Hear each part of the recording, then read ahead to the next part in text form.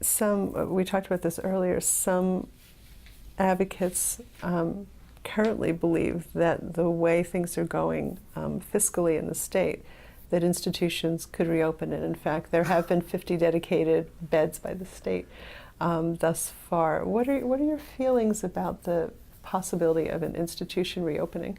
I don't think that's a real good idea. I can't believe that today they're thinking about reintroducing places like Penhurst. Even best intentions and all. It doesn't work. It just doesn't work. What works is community projects, community homes with good supervision. It works. These people only want a chance.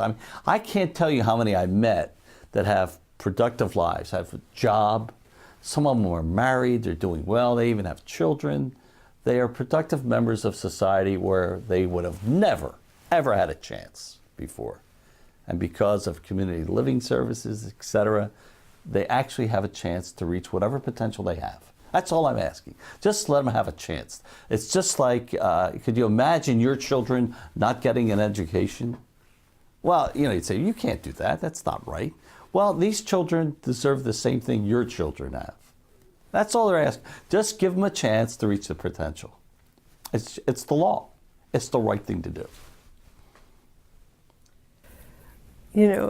People with disabilities and parents and advocates really do credit your report. They credit Suffer the Little Children with really, of course, turning public opinion and then consequently, legislative opinion or legislative process toward the closing of institutions.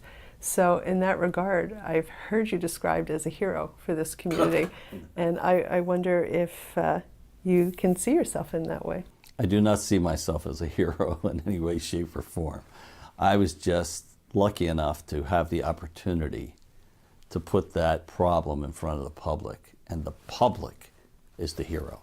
It is that everyday person who said, this is terrible, I want to change, and wrote a letter, made a phone call, or just supported the people who want to change. They're the heroes. Guys like Lieutenant Governor Broderick is a hero. As I said before, Tom Guilfoyle's a hero.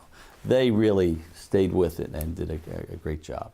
And the parents, how about those parents who stuck with it all those years? How about through guilt feelings? A lot of them felt very, very badly about putting their children in Penhurst. And then when they had a chance to change things, they worked at it. They stuck together. They're the heroes.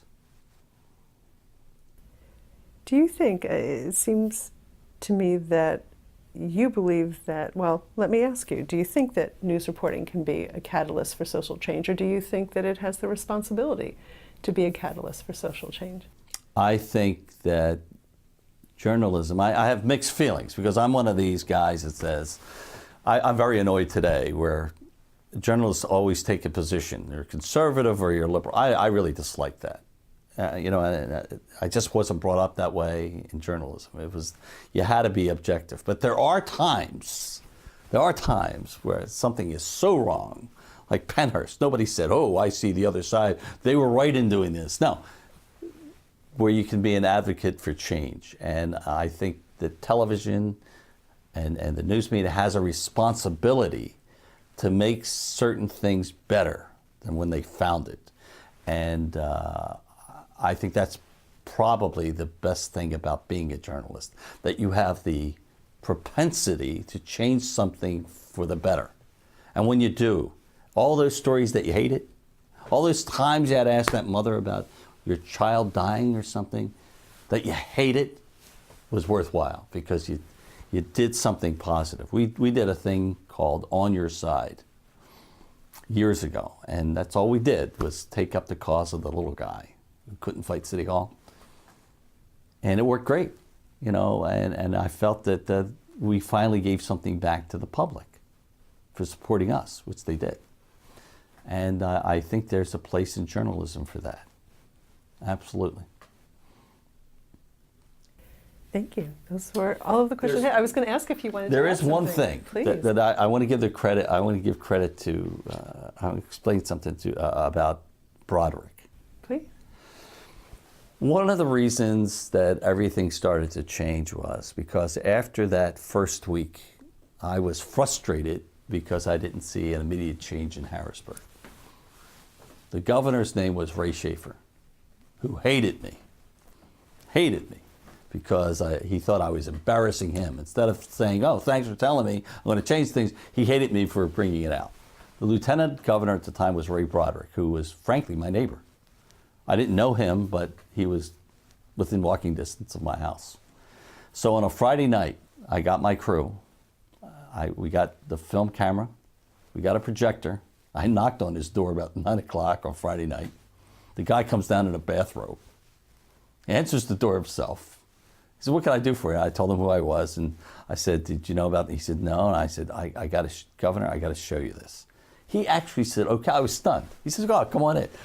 He said, let me put on some clothes. He put on clothes. He went to his living room, and we showed him the whole series. He sat there, and he was crying. And he said, Bill, I'll tell you this. I can't believe what I just saw. I will make sure they're aware of this in Harrisburg on Monday. And he really did start advocating for us. And instead, now I was no longer perceived as the enemy. I was a friend. And he worked in the shadows to help out. And then he became a federal judge. And just by dumb luck, he gets the case. I was so happy, I refused. I never went to that courtroom once for fear of someone saying, oh, you know this guy. You know, there's something going on that I would hurt the case at all. I just stayed away. And he was instrumental in the big changes in attitude towards mental retardation. Good man. One of the stories I love about Judge Broderick, which he's told, or he did tell, in his life, was the phone call he got from a Pennhurst resident. I don't know if you had heard that story. No. I think he said it was very late at night, maybe 11, past 11. And from what you said, if he was in his pajamas at 9 o'clock, then I think it was late for him. But this was after Pennhurst had closed, several months after Pennhurst closed. He got a phone call in late at night, and he answered the phone. He said in a very gruff voice, who's calling, because it was so late. And it was a voice saying, this is the first time I've used a telephone, and I wanted to call you and say thank you. How nice.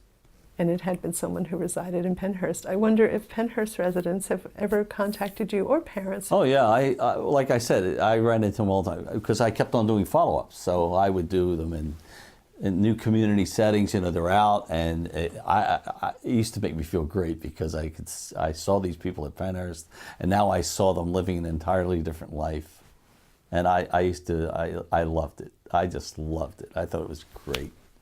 They knew what was going on, and they were grateful. And not that I needed it, but it was nice for them to say, "Hey, look, thanks a lot. I'm a lot better off than I used to be. I really appreciate it." So, is there anything else that you would care to share with us about your? It's just that Pennhurst, places like it, are closing left and right throughout the world now, which is really nice. I mean, this is great. And there's a whole new attitude towards the mentally disabled, one way or another, or physically disabled. It's a whole new ball game, and I just love it. I'm glad I was part of it.